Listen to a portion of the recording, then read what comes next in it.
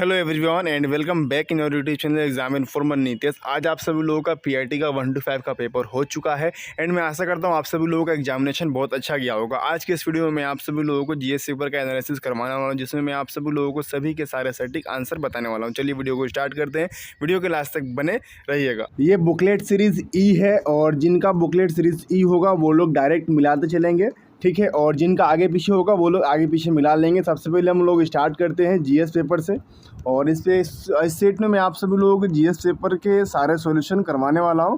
तो आज का आप सभी लोगों का पहला क्वेश्चन है, देख रहे हैं आप सभी लोग, क्वेश्चन नंबर 31। जलवायुमुखी क्रिया की अंतिम प्रक्रिया क्या है? इसके 4 ऑप्शन दिए गए हैं, बट जो इसका राइट आंसर होगा वो होगा आप सब लोगों का क्रेटर, और ये यहाँ पर सही मारा है जिस बच्चे ने ये पेपर सेंड किया है। आगे बढ़ते हैं, अगला प्रश्न है आप सभी लोगों का, एक विद्युत फ्यूज किस प्रभाव पर कार्य करता है? तो मैं बता दूं आप सभी लोगों को, इसका जो राइट आंसर हो जाएगा वो हो जाएगा आप सभी लोगों का विद्युत धारा का तापीय प्रभाव, ठीक है। इसका राइट आंसर हो जाएगा आप सभी लोगों का ऑप्शन नंबर सी। आगे बढ़ते हैं, अगला प्रश्न है आप सभी लोगों का, बिहार का उग्र कृषक नेता कौन था? तो मैं आपको बता दूं, इसका जो राइट आंसर हो जाएगा वो हो जाएगा आप सभी लोगों का 33 का बी, स्वामी सहजानंद सरस्वती, ठीक है। आगे बढ़ते हैं, अगला प्रश्न है आप सभी लोगों का, 39 दर्जन आम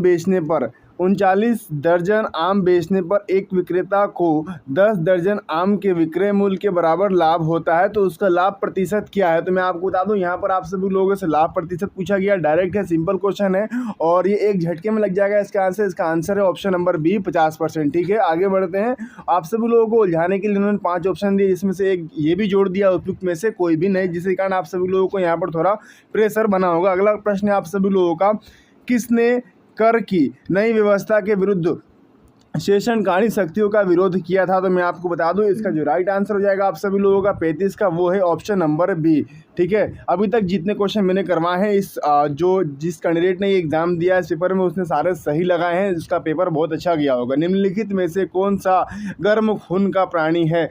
गर्म खून का प्राणी कौन सा है? तो मैं आपको बता दूं, जो मगरमच्छ होता है, इससे खून जो है गर्म होता है। आगे बढ़ते हैं, अगला प्रश्न आप सभी लोगों का, बंकिम चंद्र चटर्जी के उपन्यास प्रकाशित किया गया था, कब प्रकाशित किया था? मैं तो आप सभी लोगों को बता दूं, इसका जो राइट आंसर हो जाएगा आप सभी लोगों का, वो 1881 में जो है कि इस उपन्यास को प्रकाशित किया गया था। आगे बढ़ते हैं, अगला प्रश्न है आप सभी लोगों का, सूखी बर्फ किसे कहते हैं? ये आप सभी लोगों से पूछा गया था, तो मैं आपको बता दूं, सूखी बर्फ जो है कि ठोस कार्बन हाइड्राइड्स को कहते हैं, यानी कि ऑप्शन नंबर सी आप सभी लोगों का सही हो जाएगा। आगे बढ़ते हैं, अगला प्रश्न है आप सभी लोगों का, राष्ट्रीय उद्यान में सुरक्षा दी जाती है, किसे दी जाती है? तो मैं आपको बता दूं, जो 39 नंबर है, इसका आप सभी लोगों का राइट आंसर हो जाएगा ऑप्शन नंबर बी, ठीक है, संपूर्ण परिशिक्षित तंत्र को, ठीक है। आगे बढ़ते हैं, अगला प्रश्न है आप सभी लोगों का, जो 40 नंबर क्वेश्चन है आप सभी लोगों का, लॉस एंजेलिस में आयोजित गोल्ड ग्लोब्स 2024 के सर्वाधिक अवार्ड किस फिल्म को मिला है? ये आप सभी लोगों से पूछा गया, तो मैं आपको बता दूं, इसका जो राइट आंसर हो जाएगा वो हो जाएगा आप सभी लोगों का ऑप्शन नंबर बी, ठीक है। आगे बढ़ते हैं, अगला प्रश्न है आप सभी लोगों का, ओजोन O3 के बारे में कुछ तथ्य जो दिए गए हैं, इसमें से कौन सा सही है? तो मैं आपको बता दूं, इसका जो राइट आंसर हो जाएगा आप सभी लोगों का 41 का, वो है ऑप्शन नंबर ए, ठीक है। आगे बढ़ते हैं, अगला प्रश्न है आप सभी लोगों का, क्वेश्चन नंबर 42, बायोगैस का प्रमुख घटक कौन सा है? बायोगैस का प्रमुख घटक पूछा है आप सभी लोगों से, तो मैं आपको बता दूं, इसका जो राइट आंसर हो जाएगा आप सभी लोगों का, वो हो जाएगा ऑप्शन नंबर बी, यानी कि मीथेन। आगे बढ़ते हैं, अगला प्रश्न है आप सभी लोगों का, क्वेश्चन नंबर 43, ग्रीनविच माध्यम समय GMT से भारतीय मामक समय कितना आगे रहता है? तो मैं आपको बता दूं, इसका जो राइट आंसर हो जाएगा आप सभी लोगों का 43 का, वो है ऑप्शन नंबर ए। आगे बढ़ते हैं, अगला प्रश्न है आप सभी लोगों का, पर्वतीय क्षेत्रों में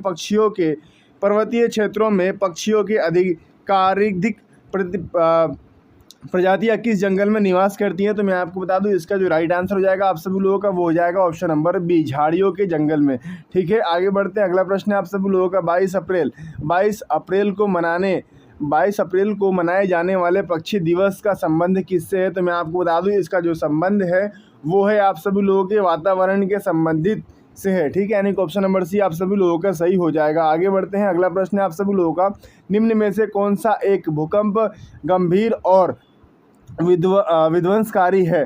निम्न में से कौन सा एक भूकंप गंभीर और विध्वंसकारी है, ये आप सभी लोगों से पूछा गया था। तो मैं आपको बता दूं इसका जो राइट आंसर है वो हो जाएगा आप सभी लोगों का ऑप्शन नंबर सी।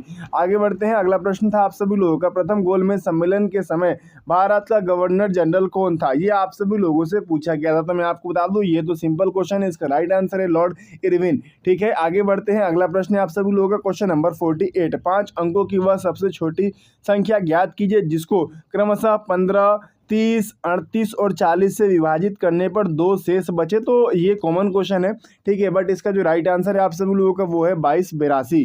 ठीक है, आगे बढ़ते हैं, अगला प्रश्न है आप सभी लोगों का क्वेश्चन नंबर 50, अम्लीय वर्षा के लिए प्रदूषक है, इसका जो राइट आंसर है आप सभी लोगों का वो हो जाएगा आप सभी लोगों का 50 का ऑप्शन नंबर सी यानी कि SO2। ठीक है, आगे बढ़ते हैं, अगला प्रश्न है आप सभी लोगों का जो 51 नंबर जो क्वेश्चन था, संध इक्रोमाइटोमेटा के लिए क्या सत्य है, ये आप सभी लोगों से पूछा गया है। तो मैं आपको बता दूं इसका जो राइट आंसर है वो हो जाएगा आप सभी लोगों का ऑप्शन नंबर डी यानी कि उपयुक्त में से एक से अधिक। ठीक है, आगे बढ़ते हैं, अगला प्रश्न है आप सभी लोगों का, निम्न में से कौन सा नवीकरणीय ऊर्जा का स्रोत है, ये आप सभी लोगों से पूछा गया था। तो मैं आपको बता दूं इसका जो राइट आंसर है वो है नवीकरणीय ईंधन। ठीक है, यानी कि ऑप्शन नंबर बी आप सभी लोगों का सही हो जाएगा। आगे बढ़ते हैं, अगला प्रश्न है आप सभी लोगों का, निम्न में से कौन 1953 में राज्य पुनर्गठन आयोग के सदस्य थे, ये आप सभी लोगों से पूछा गया था। तो मैं आपको बता दूं इसका जो राइट आंसर है ऑप्शन नंबर डी यानी कि उपयुक्त में से एक से अधिक। ठीक है, आगे बढ़ते हैं, अगला प्रश्न है आप सभी लोगों का, निम्न में से कौन सी स्रावाधिक ग्रंथि नहीं है, ये आप सभी लोगों से पूछा गया था। तो मैं आपको बता दूं इसका जो राइट आंसर है वो हो जाएगा आप सभी लोगों का ऑप्शन नंबर सी। आगे बढ़ते हैं, अगला प्रश्न है आप सभी लोगों का, निम्न में से विषम को चुनिए, ये आप सभी लोगों से पूछा गया था। तो मैं आपको बता दूं इसका जो राइट आंसर वो है सहारनपुर। क्या है? सहारनपुर। ठीक है, आगे बढ़ते हैं, अगला प्रश्न है आप सभी लोगों का, ये एक रीजनिंग का क्वेश्चन था। एन एम का भाई है, के एम की बहन है, पी ओ का भाई है तथा ओ एन का बेटा है। तो पी का रिलेशन आप सभी लोगों से पूछा गया था। ठीक है, तो जो अभी सामने जो वीडियो आने वाली है उसमें हम लोग पूरा प्रॉपर सॉल्यूशन देखेंगे। बट अगर हम लोग इसके आंसर की बात करें कि इसका आंसर क्या सही लगाना चाहिए था, तो मैं आपको बता दूं इसका जो राइट आंसर है वो हो जाएगा ऑप्शन नंबर ए यानी कि एम। ठीक है, आगे बढ़ते हैं, अगला प्रश्न है आप सभी लोगों का, अभी इस वीडियो में मैं आप सभी लोगों के सभी क्वेश्चंस के सारे सटीक आंसर बता दे रहा हूँ, जिससे आप सभी लोग चेक कर सकते हैं कि हाँ आपके कितने क्वेश्चन सही किए हैं। ठीक है, जो क्वेश्चन नंबर 57 पूछा गया था आप सभी लोगों का, उसका जो राइट आंसर है वो हो जाएगा आप सभी लोगों का ऑप्शन नंबर डी यानी कि ऑप्शन नंबर 4। ठीक है, आगे बढ़ते हैं, अगला प्रश्न है आप सभी लोगों का, क्वेश्चन नंबर 58, 18 फरवरी 2024 को ये जो क्वेश्चन पूछा गया था आप सभी लोगों से, इसका जो राइट आंसर हो जाएगा आप सभी लोगों का 58 नंबर का, वो है ऑप्शन नंबर बी।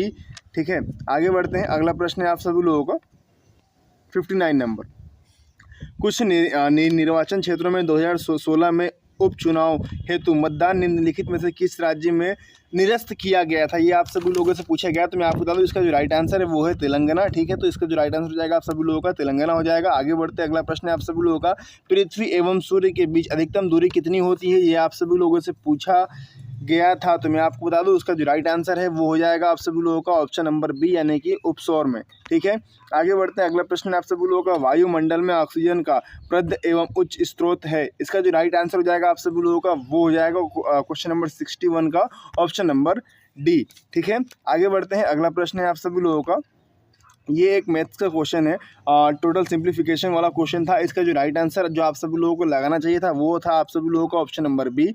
ठीक है, आगे बढ़ते हैं, अगला प्रश्न है आप सभी लोगों का,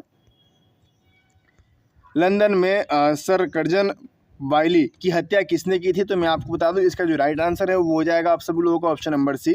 आगे बढ़ते हैं, अगला प्रश्न है आप सभी लोगों का, ऑपरेशन वर्गा में ने भारत की निम्न में से किस राज्य सरकार के लिए देश में संधारणीय समर्थन प्राप्त किया था, तो मैं आपको बता दूं इसका जो राइट आंसर है वो हो जाएगा आप सभी लोगों का ऑप्शन नंबर ए।